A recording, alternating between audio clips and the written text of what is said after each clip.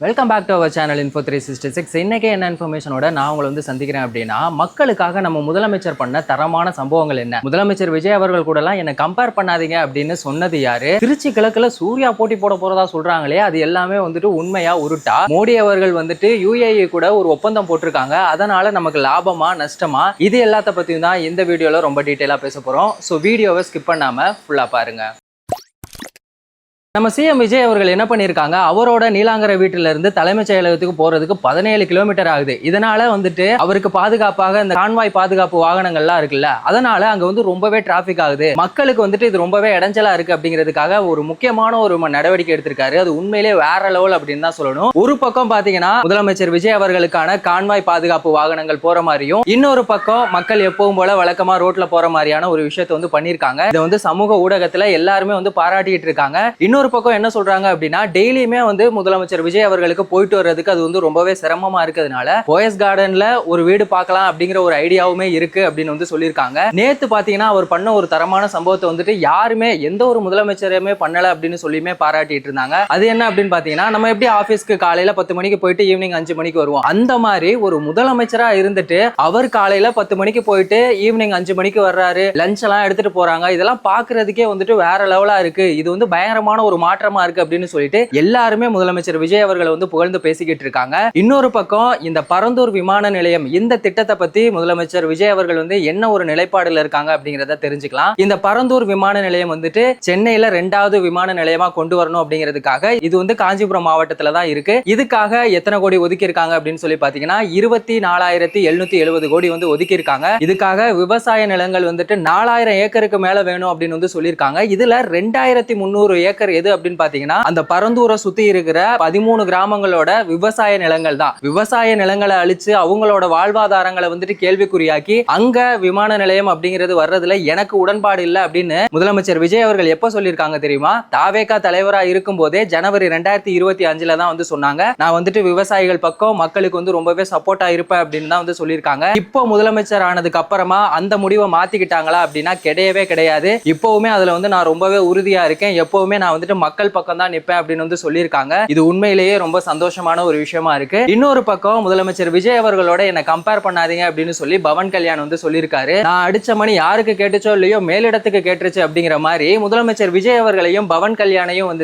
பிரச்சாரம் அப்போ எல்லாருமே கம்பேர் பண்ணி பேசிட்டு இருந்த ஒரு விஷயம் இப்ப பவன் கல்யாண் அவருக்கு தெரிஞ்சிருச்சா இல்லையான்னு தெரியல. அதை பார்த்துட்டு தான் கேட்டாரா இல்லையான்னு தெரியல. ஏன்னா பிரச்சாரம் அப்போ என்ன பண்ணிருக்காங்கன்னா, பவன் கல்யாண் அவர்கள் சைக்கிள்ல போன மாதிரியே விஜய் அவர்களும் சைக்கிள்ல போறாங்க, அவரை மாதிரியே பிரச்சாரம் பண்றாரு, அவரை மாதிரியே கோயிலுக்கு போறாரு அப்படின்னு சொல்லி ஏகப்பட்ட விமர்சனங்கள் பண்ணிக்கிட்டு இருந்தாங்க. ஆனா ஒரு விஷயம், முதலமைச்சர் விஜய் அவர்கள் கூட பவன் கல்யாணம் கம்பேர் பண்ணக்கூடாது. ஏன்னா முதலமைச்சர் விஜய் அவர்கள் வாங்கியிருக்க ஓட்டு பர்சன்டேஜ் எவ்வளவு அப்படின்னு பாத்தீங்கன்னா 35%. ஆனா அவர் வாங்கியிருக்கிறது வெறும் 5% தான். ஏன்னா அவர் கூட கம்பேர் பண்ணக்கூடாது. இன்னொரு விஷயம் அவர் என்ன சொல்லியிருக்காருன்னா, தமிழ்நாட்டோட அரசியல் களம்ங்கிறது வேற, ஆந்திராவோட அரசியல் களம் வேற அப்படிங்கிற மாதிரி மாத்தி எல்லாம் பேசியிருக்காரு. ஆனா ஒரே ஒரு விஷயம் காமனா, யாரையுமே யாரு கூடயுமே கம்பேர் பண்ண கூடாது. ஏன்னா ஒவ்வொருத்தவங்களுமே அவங்களோட விஷயத்துல ஸ்ட்ராங்கா இருப்பாங்க. சோ இந்த கம்பேரிஷன் அப்படிங்கிறது நமக்குள்ள ஒரு தாழ்வு மனப்பான்மையை உண்டாக்கும், நம்மளோட கான்பிடென்ட் அப்படிங்கறத உடைக்கும். சோ அதனால யாரையுமே யார் கூடயுமே கம்பேர் பண்ணாதீங்க. அவங்க விஷயத்துல அவங்க அவங்களோட பெஸ்ட்டை கொடுப்பாங்க. சோ இது ஒரு சின்ன அட்வைஸா நான் உங்களுக்கு சொல்றேன், அவ்வளவுதான். இன்னொரு பக்கம் என்ன பண்ணிருக்காங்கன்னா, பிரதமர் மோடி அவர்கள்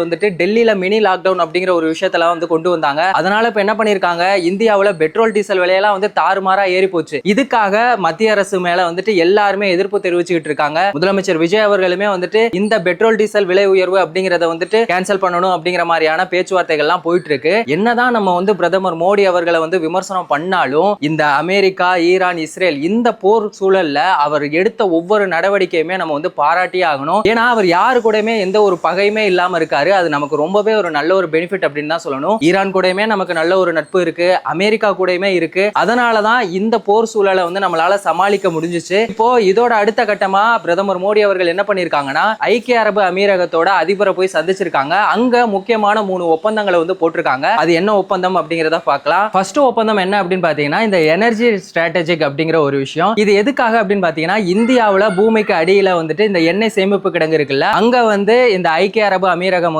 அவங்களோட கச்சா எண்ணெய் தயாரிக்கிறாங்கல்ல, அதை இங்க ஸ்டோர் பண்ணிக்கலாம் அப்படிங்கிறதுக்கான ஒரு விஷயம் தான். இந்த மாதிரி ஒரு எமர்ஜென்சியான டைம்ல அதை நம்ம யூஸ் பண்ணிக்கிறதுக்கு ரொம்பவே பெனிஃபிட்டா இருக்கும். இதுக்காக 30 மில்லியன் பேரலை இன்னும் அதிகமா உற்பத்தி உற்பத்தி பண்ண போறதா வந்து சொல்லியிருக்காங்க.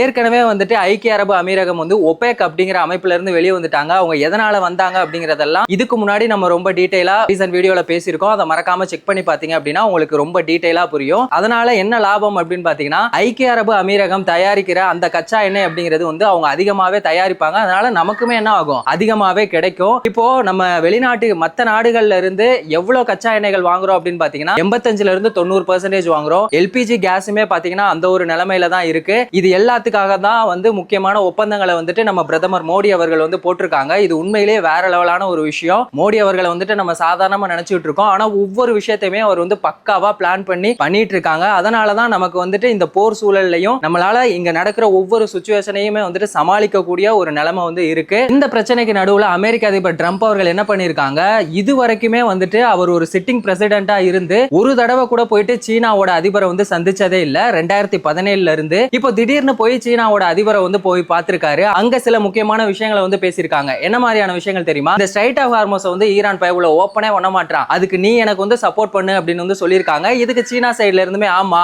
அவங்க ஓபன் பண்ண விட மாட்டாங்க, இதை கண்டிப்பா ஓபன் பண்ணி ஆகணும் அப்படிங்கிற மாதிரியான பேச்சுவார்த்தைகள்லாம் வந்து போயிட்டு இருக்கு. இன்னொரு முக்கியமான ஒரு விஷயம், பெய்ஜிங்ல இருக்க ஒரு சொர்க்க கோவில், அந்த இடத்துல வந்துட்டு கோயிலுக்கு போகும்போது அமெரிக்க அதிபர் ட்ரம்ப் அவர்களுக்கு வந்துட்டு பாதுகாப்புக்காக அணு ஆயுதங்களை ஏந்தி போயிருக்காங்க. ஆனா சீனா வந்து அதை வந்து மறுத்துட்டாங்க. நீங்க வந்துட்டு உங்களுக்காக அமெரிக்க அதிபருக்காக நீங்க வந்து பாதுகாப்பு கொடுக்கலாம், ஆனா கோயில்ல நாங்க வந்துட்டு இதை அலோ பண்ண மாட்டோம் அப்படின்னு சொல்லி அமெரிக்க அதிபர் ட்ரம்ப் அவர்களுக்கு எதிராகவே வந்து சில விஷயங்கள்லாம் வந்து நடந்திருக்கு. இது என்ன மாதிரியான நடவடிக்கைகள்ல போய் முடிய போகுது அப்படிங்கிறது தெரியல. இந்த அமெரிக்கா, இஸ்ரேல், ஈரான் இந்த போர் பதட்டத்தால நமக்கு ஏற்பட்டிருக்க இந்த எரிபொருள் தட்டுப்பாடை பத்தி நீங்க என்ன நினைக்கிறீங்க? முதலமைச்சர் விஜய் அவர்கள் கொண்டு வர்ற ஒவ்வொரு திட்டத்தை பத்தி நீங்க என்ன நினைக்கிறீங்க? 5 நாள் மேல ஆச்சு அவர் முதலமைச்சரா பதவியேற்று, அவருடைய நிலைப்பாடு எப்படி இருக்கு? அது எல்லாத்தையும் மறக்காம கமெண்ட் செக்ஷன்ல சொல்லுங்க. முதலமைச்சர் விஜய் அவர்கள் அடுத்து இன்னும் முக்கியமான திட்டங்கள் எல்லாம் வந்து கொண்டு வருவாங்க. அது மக்களுக்கு பயனுள்ளதா இருக்கா? அது எல்லாமே சாத்தியமா? அதுல என்ன மாதிரியான குறைகள் இருக்கு? எல்லாத்தையுமே வந்துட்டு 10 நிமிஷத்துல ரொம்ப டீடைலா தெரிஞ்சுக்கணும் அப்படின்னா நம்ம சேனலை மறக்காம சப்ஸ்கிரைப் பண்ணுங்க. உங்க ஃப்ரெண்ட்ஸுக்கும் ஷேர் பண்ணி சப்போர்ட் பண்ணுங்க. வேறொரு வீடியோல வேறொரு இன்ஃபர்மேஷன்ல திரும்பவும் சந்திக்கலாம்.